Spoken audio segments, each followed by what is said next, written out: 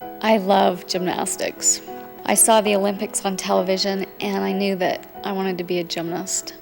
This is Diane Ellingson, a freshman at the University of Utah. She's been having some ankle problems the last couple of weeks, but she's been rated as high as 4th all around in the nation, individually as a woman gymnast. Well, watching her in practice, I can understand why. She's very aggressive, great attitude, and hopefully we'll see her do a very difficult vault called a Sukahara. And she did nice vault. The very difficult vault. You have to not only get enough height, but you have to do 1.5 back flips out of that, and it's a hard vault. I went to the national finals. I totally fell apart. It was my birthday. After the first day of the meet, I was favored to win. I went home after 2 days of terrible competition in 26th place. I was so discouraged. I was so depressed because I'd worked and trained so long and so hard, coming so close and then falling short,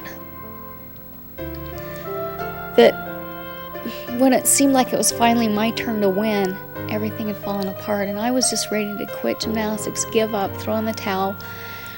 And for some reason, I just decided that I wasn't going to quit. I had one more competition to go to. I was going to train and do my best, and it paid off. She succeeded in becoming one of America's best. Junior Olympics national all-around champion in 1977. All-American 3 times at the University of Utah. And with this routine at the national championships in 1981, Diane led her University of Utah teammates to their first national championship.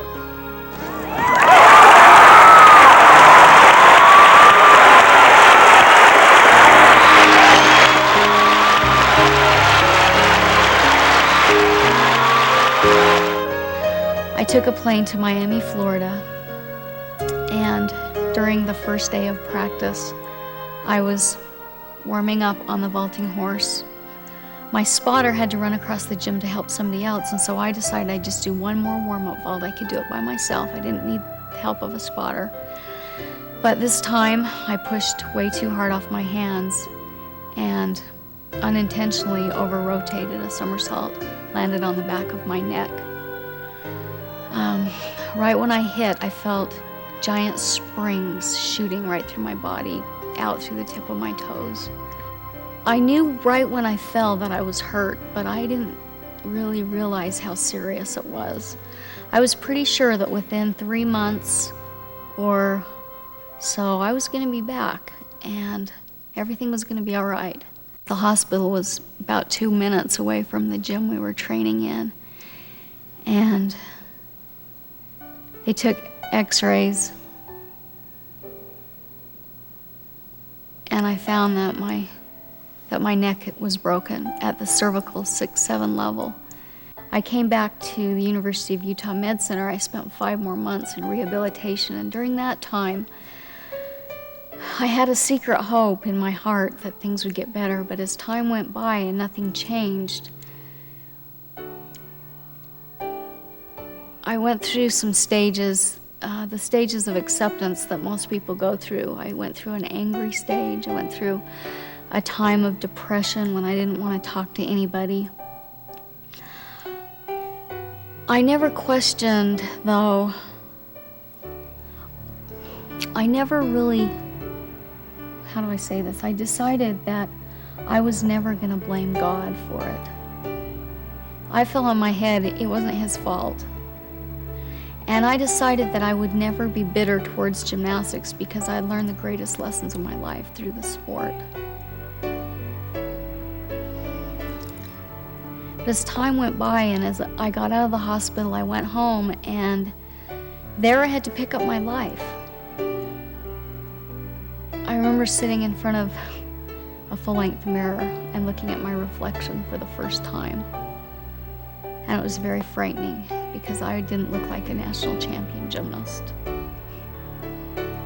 I looked like a stranger, and as I looked at my surroundings, there were trophies on the shelf, there were posters on the wall.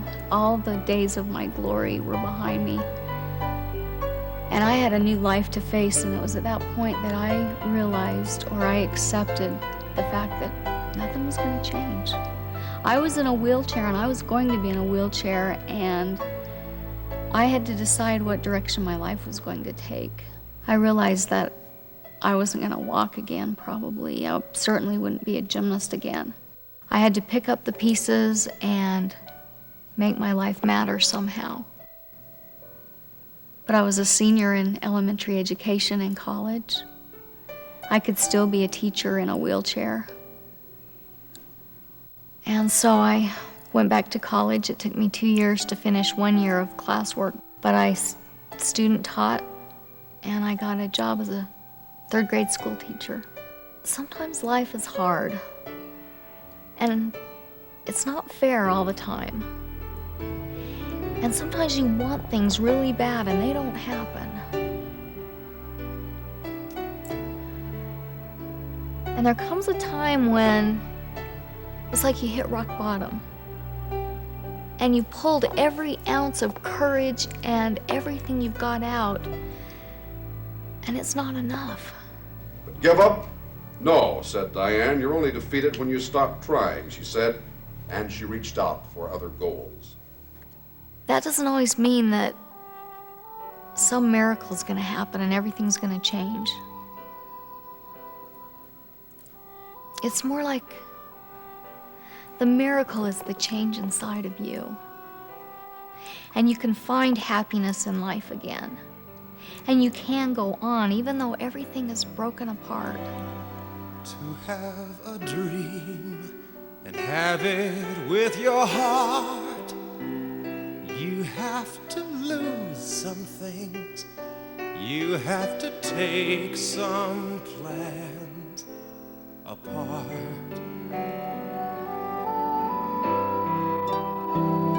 To have a dream that's worth your life, you have to sacrifice, sell all you love to make the price of living in your dream, and let it be your friend.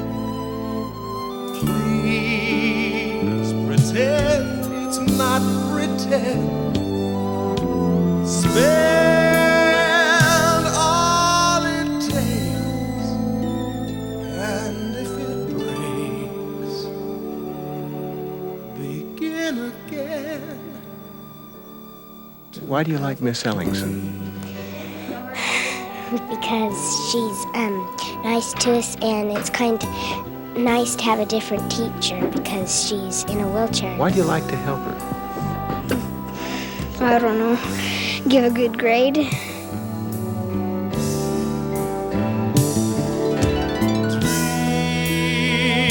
and let it be your friend. Please pretend it's not pretend. Spend all it takes, and if it breaks, begin again. To have a dream.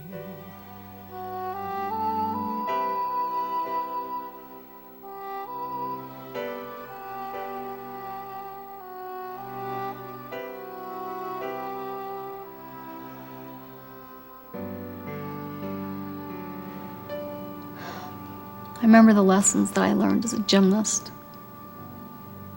That if you get back up every time you fall and you keep trying, that's what champions are made of.